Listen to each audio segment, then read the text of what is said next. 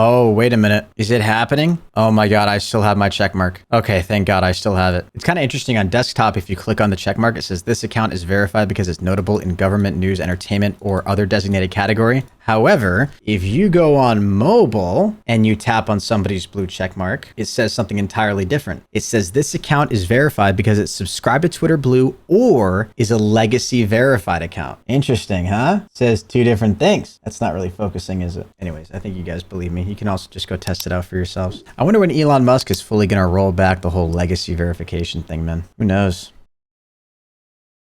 Buying the check mark is stupid. I agree, man. It's so dumb. Also, dude, I've got a big gripe with just social media companies in general right now. Like the balls to do what Twitter and Facebook are doing. They're requiring you to pay money for what should be considered a basic service on behalf of the social media platform. So forever, since the beginning of social media, the kind of what I would consider to be the unwritten deal between the user and the platform was, hey, I, Henry, am going to watch a bunch of content on your platform. I'm going to consume a bunch of stuff. I'm going to interact with my friends. And what's going to happen is you're going to use your algorithm to learn as much as you can about me, collect as much data as you can, and deliver me content that you think I'm going to enjoy. That's basically how every social media platform works. And I get to do that for free. I can also upload content to the platform, and the content that does the best generally does the best because it's the best content, right? The content that performs the best, that has the widest reach, right? Is the content that is genuinely the best content. Now what we're moving towards is platforms are saying, hey, not only are we going to collect all your data and sell it to advertisers, but because we live in a capitalistic world and because we need to keep making money as a company, we're also now going to charge you with the privilege of being able to have your content get reach, which is mind-blowing. Both Facebook and Twitter have already publicly stated, I'll just stick to Twitter for now. Elon Musk has already stated that his plan for Twitter is that people who are subscribed to Twitter Blue, those will be the only people that will pop up in the For You category on your Twitter feed. So if you go to Twitter and you go to home and you're on the For You tab, the only content that's going to show up here is going to be people who are paying for Twitter Blue or people who you directly follow. So like if I follow, this Austin guy, right? Even though he's not paying for Twitter verified, I will still see his content on my For You page. So the only way that your posts will get reach is if you pay the $8 a month. Can you imagine if YouTube did something like that? Imagine if YouTube was like, hey guys, I'm going to start charging all creators $10 a month. And if you don't do that, your content will just never hit the algorithm. You won't have any opportunity for any of your content to be seen by anybody unless you pay $10 a month. It's not just a one-time payment either. Like if you're a diehard creator and you really want your content to get reached, I still think this is predatory, but there's not even like a lifetime license for it yet, right? Like that wouldn't even exist. It'd be a monthly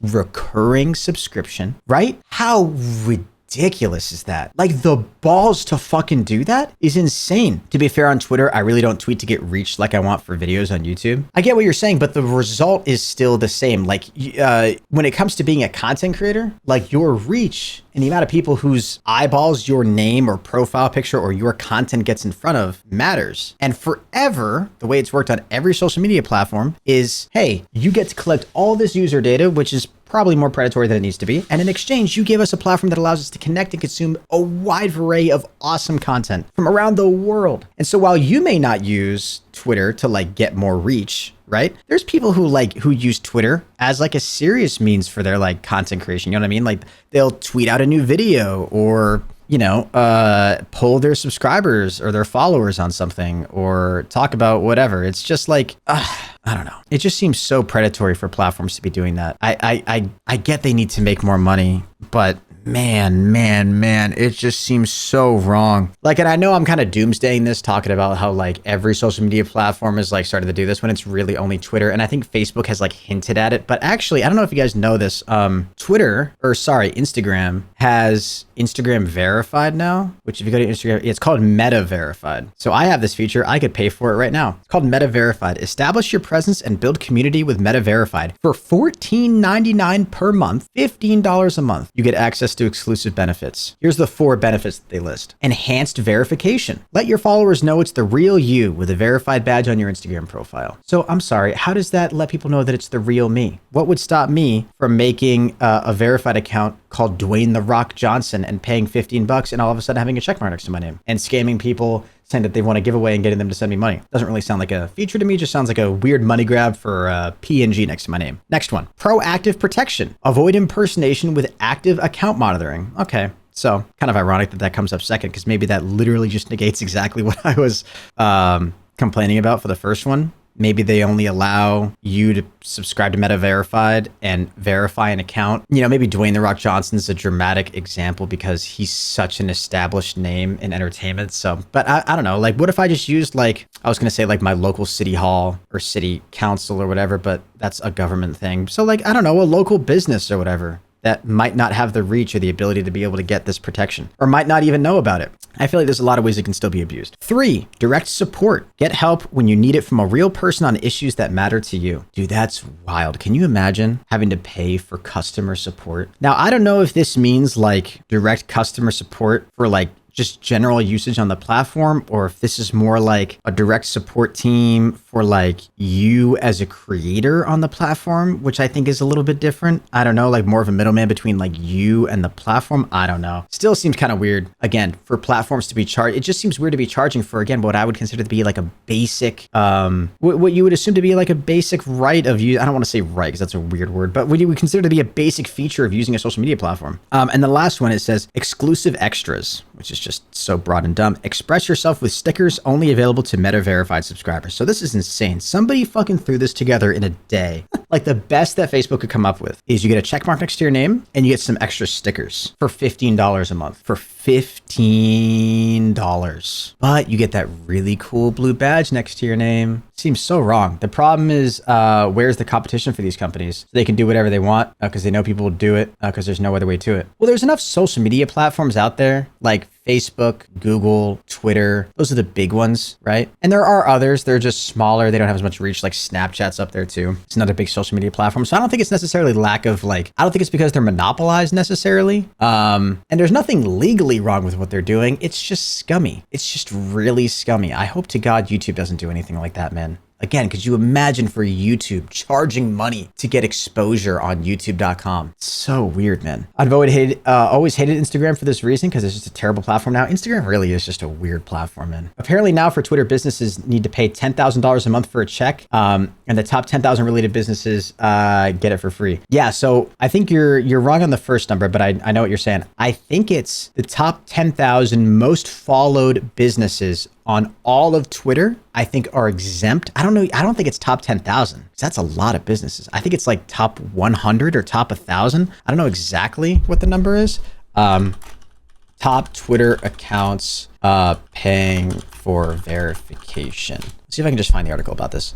Okay, so here it is. Twitter exempting 10,000 most followed orgs. Okay, so you were right. From 1,000 monthly verified status charge. Yeah, so the number you were wrong about is the $1,000 charge. It's not 10,000, it's $1,000. But still, for a business, for a company or organization, you're going to have to pay $1,000 a month? That's so predatory, man. So what? So because the platform can't verify that you're the real deal. And I get for businesses, like if you're, I know the New York Times has already famously come out and said that they're not going to be paying it. But still, like it kind of connects also to like the balls for Elon Musk to tweet out something like, we're going to start charging money for Twitter Blue. It's the only reasonable way to get rid of bot spamming on the platform. It's like, wow, dude, are you fucking serious? The only way that we can avoid bots on the platform is by getting people to pay money? That sounds like the lazy way, not the right way to do it. Can you imagine if YouTube, I keep, using YouTube as an example because I'm like a huge YouTube D-rider, like no pun, like YouTube is a great platform. They've done a lot for me. And I think generally they've stayed in line over the years. I think they always have like creators' best interests at heart. So I always kind of like to use YouTube as an example. And they are willing to go back on certain practices and admit when they're wrong and still be flexible and change stuff. Like YouTube does do a great job overall as a social media platform, I think. Again, I am biased, but I like YouTube. Can you imagine if YouTube, again, this is also isn't a good example because YouTube does have a big bot problem with comments, but imagine if YouTube was like, hey, well, guys, the only way we're going to be able to get rid of bots in your comment section is if you all start paying $5 a month. Like, no, how about you develop the infrastructure and the technology to get rid of the bots? How about you build that into your system? That's your responsibility to keep the spam off of your platform. Why should I be responsible to pay you money to fix a problem that's on your platform? You should be the one fixing that. You shouldn't be requiring money from me to fix it. I already give you a ton of money in the form of my data and information that you then sell. It's just wild. $1,000 a month is a crazy charge, and it's so predatory because there's going to be a lot of businesses and organizations that will inevitably end up paying for this because they probably don't have another option, or because they're worried about, the threat of impersonation or the threat of their customers getting scammed. Because that's the other sad reality too, is that a lot of people who use social media, like, I'm not speaking to you guys, but generally overall, people do fall for scams. And there's a lot of dumb people who just don't really have those red flags built into their brain when they're looking for scams and filtering out spammy content on the internet. And even people that are super tech literate oftentimes can miss stuff like that. Like, it just happened to Linus Tech Tips. His YouTube channel just got hacked. Obviously, that was Colton's fault and not Linus's. But still, like, as those spam practices get more advanced too, it's going to get harder to detect, and it's going to be harder to filter out. It's going to be harder for the average person, even people who are really tech literate, to be able to avoid falling for those things. So I don't know. I know this was like a big rant, but it's just such a shame, man, to see social media platforms like just trying to squeeze everything that they possibly can out of the average user. I hope Twitter stays the only platform to really do this, but I know Instagram's doing it now too, as we just saw. So it's just, I don't know, man. Twitter's got to figure their shit out. I'm not saying, and this whole thing too, Musk has previously blasted Twitter's previous system of verification. I'm not even going to sit here and defend and, with the Twitter files that came out. I don't even know the details of that, but I think anybody who's willing to be honest and kind of let their ego, their pride down, regardless of whatever side you're on, especially if you find yourself leaning more left. That Twitter definitely had some favoritism towards more left-leaning ideologies versus right-leaning overall on the platform. And at least, even if that's not technically true, that was the sentiment. So then in a way, it might as well be true with the way people kind of talked about it. I know that seems kind of unfair, but if that's the public perception of your platform, then that's, on you to an extent. And so I'm not going to say that obviously, I personally don't think that's a good thing. I think social media platforms should ideally, in a perfect world, try to be as neutral as possible and kind of let people come to their own conclusions about things. But I don't think this system that Musk is introducing of getting people to pay money to fix a bot problem or to fix trolls, it doesn't make sense. It doesn't seem like a smart plan at all. But what do I know? I'm just a measly peasant boy.